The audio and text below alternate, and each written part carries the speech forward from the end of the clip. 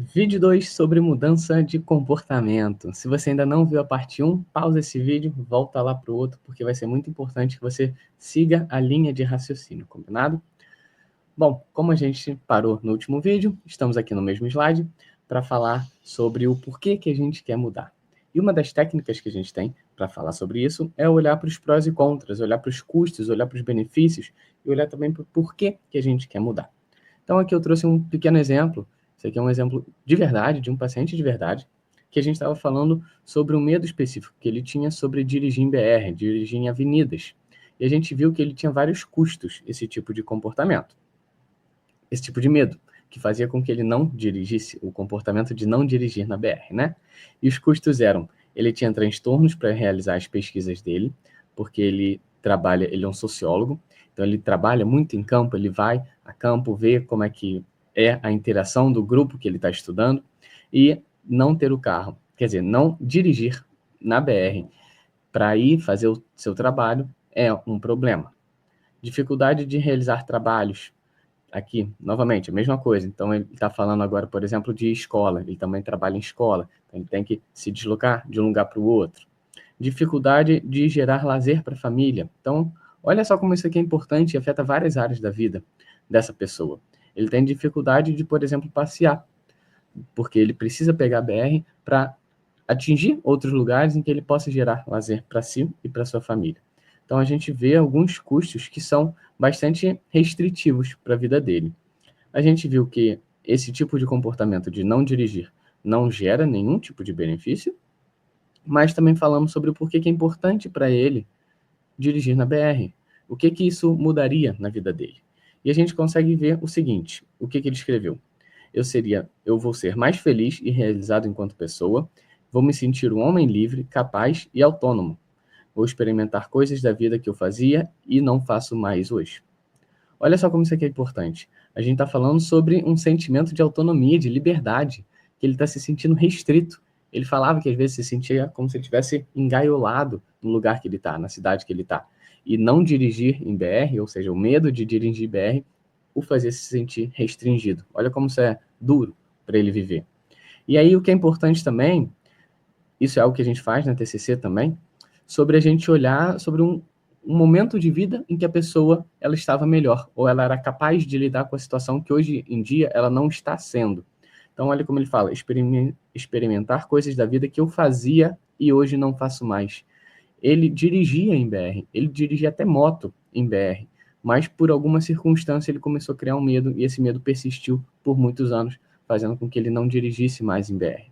Então aqui a gente está falando muito sobre a motivação, do por que é importante para ele bancar esse medo, por que ele quer se livrar desse tipo de problema, por que ele quer voltar a dirigir nas BRs. E aí a gente, muitas vezes, cai nesse seguinte problema aqui. Então imagine que você é o periquitinho, e aí você tem dois conflitos. Um conflito, por exemplo, não vou dizer nada para não entrar em conflito. Então, eu estou numa situação em que eu estou com alguma pessoa e ela fala alguma coisa que me incomoda. Eu posso escolher não dizer nada para não entrar em conflito com essa pessoa. Mas essa escolha também tem o outro lado, que é eu vou viver em conflito por não ter dito nada. Ou seja, aqui a gente está escolhendo qual tipo de conflito eu estou querendo vivenciar. Claro que pode existir uma situação que eu prefiro não falar nada e não entre em conflito. Mas existem situações em que você quer se colocar, você tem vontade de falar, mas você opta por não falar para não gerar esse atrito. Mas por não gerar esse atrito com a pessoa, você gera um atrito interno. Então, tá vendo que não tem uma alternativa tão agradável aqui nessa situação? Você está apenas escolhendo qual desconforto você quer passar, mas você vai sentir algum desconforto. E aí, até sendo um pouco mais clínico aqui, a gente está falando sobre um processo de manutenção desse problema. Ou seja, um processo em que eu não vou falar o que eu quero para não entrar em conflito, mas eu vou ficar num conflito interno. E se eu fico nessa situação, provavelmente em outros momentos em que existam conflitos entre eu e mais uma pessoa, e eu opte por não falar, eu vou ficar sempre remoendo esse conflito interno. E esse conflito interno me angustia. Eu quero mudar, eu quero ser uma pessoa assertiva, capaz de falar com os outros sobre os meus incômodos. Mas por que eu não estou fazendo isso? O que está acontecendo que faz com que eu fique sempre com esse incômodo? Vamos então usar essa tabela para fazer um exemplo. Então vamos à situação. A situação, eu estou conversando com algum amigo, esse amigo fala alguma coisa que eu não gosto. Beleza. Então, eu fiz uma avaliação do que o meu amigo falou, mas aqui eu também vou fazer uma avaliação sobre um possível comportamento meu. Eu posso pensar, eu vou falar para ele que eu fiquei chateado, vou falar que eu não gostei disso. E aí eu vou avaliar esse pensamento. Só que eu vou avaliar e vou pensar, nossa, mas isso é perigoso. Talvez ele deixe de ser meu amigo.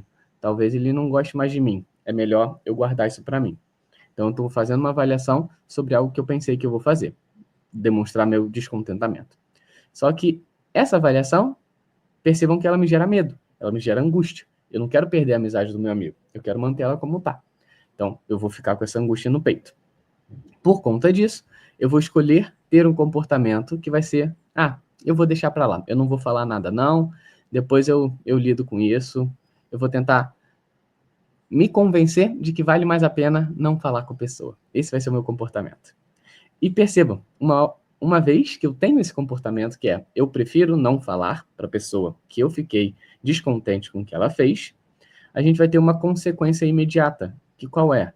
Essa consequência imediata é a redução daquela angústia, daquele medo que eu tinha, da possibilidade do meu amigo se irritar comigo caso eu demonstrasse o meu descontentamento com o que ele fez. Então, essa é uma consequência imediata que me gera alívio momentâneo, naquele momento. Porém, há uma consequência posterior que é eu vou ficar remoendo esse pensamento, esse incômodo do meu amigo. Por mais que na situação, no momento, eu tenha ficado aliviado, posteriormente eu vou começar a acumular certo incômodo, porque eu não vou conseguir falar para as pessoas que eu fiquei incomodado, eu não vou conseguir falar para as pessoas que eu não gostei do que elas fizeram. Então, a consequência a longo prazo tende a ser mais desconfortável. Só que essa tendência desconfortável de longo prazo, ela é sustentada por um alívio imediato, o alívio do medo, o alívio daquela angústia, da possibilidade de eu falar com meu amigo e ele ficar chateado comigo. Espero que tenha ficado claro aqui. De novo, então, quais são os fatores que a gente está vendo que influenciam a manutenção do problema? Uma coisa que a gente vê é isso, a compreensão do que mantém em relação aos alívios de curto prazo, aos alívios momentâneos que a gente tem. Isso é um forte candidato a explicar o porquê que a gente se mantém fazendo coisas que a gente não gosta, ok? E isso geralmente tende a ser desconfortável porque ele gera um distanciamento dos valores da pessoa. Então a pessoa tem valores como honestidade, como amizade, como transparência. E se ela opta por não falar, talvez ela esteja ferindo os próprios valores dela e por isso que ela se sinta machucada. Então esse distanciamento gera sofrimento também. Mas aí fica-se a pergunta, muitas vezes a gente quer mudar, mas por que eu simplesmente não vou lá e mudo? Por que eu simplesmente não vou lá e falo pro meu amigo que eu fiquei chateado com ele? Não é só falar? O que está me prendendo? Não tem nada me impedindo necessariamente de fazer esse comportamento. E aí a gente tem algumas alternativas de resposta.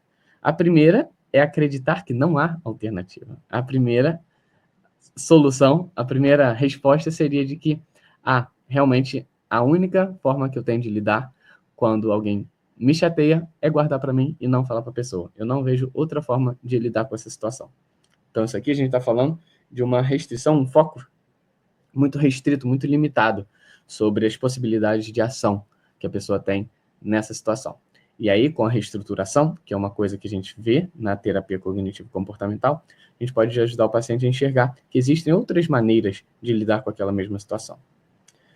E outro ponto é que nós tememos bancar com os contras da mudança. Ou seja, aqui a gente está bancando o contra de ficar incomodado posteriormente por não ter falado que a gente estava incomodado com o nosso amigo naquele momento. Mas se a gente quer mudar o comportamento, qual que seria o contra de falar? Seria justamente o correr o risco de ter uma discussão, de ter um atrito com seu amigo. Esse é o contra do comportamento que você está querendo adquirir. E muitas vezes a gente não tem coragem de bancar esse novo contra, porque a gente já está muito acostumado a bancar o contra do longo prazo, aquele desconforto duradouro que vai ficando lá. Mas a gente muitas vezes foge de bancar o contra do novo comportamento que a gente está querendo adquirir. Beleza. E aí aqui eu trouxe também uma tabelinha de prós e contras, que é muito legal para a gente ver isso. Então a ideia é que a gente tenha aqui quais são os prós de mudar, quais são os contras de mudar, quais são os prós de permanecer igual e quais são os contras de permanecer igual. Então aqui a gente vai fazer uma balança sobre vale a pena mudar, vale a pena me manter, o que é bom no que eu me mantenho, o que é ruim no que eu me mantenho, o que é bom no comportamento novo, o que é ruim no comportamento novo. E aí que eu trouxe um exemplo também real de uma paciente, em que a gente estava conversando sobre o tema de controle. E aí a gente viu que ela vê que ela tem essa necessidade maior de controle, e a gente foi analisar quais são os prós, por que é bom para você ter essa ideia de controle. E ela botou aqui, porque eu gosto de estar no controle.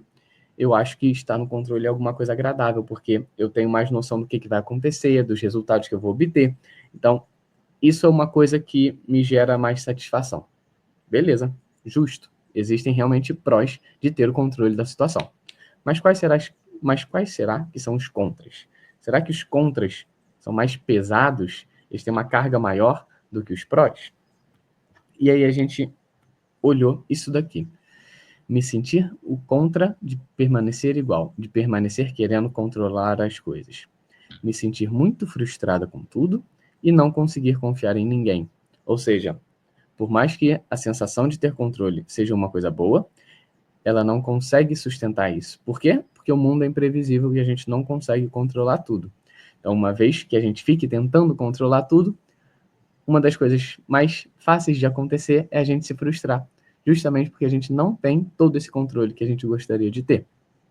Outro ponto é também não confiar mais nas pessoas, porque essa ideia de que eu tenho controle, ela vem junta de uma ideia de que eu tenho mais conhecimento do que os outros para fazer as atividades em si.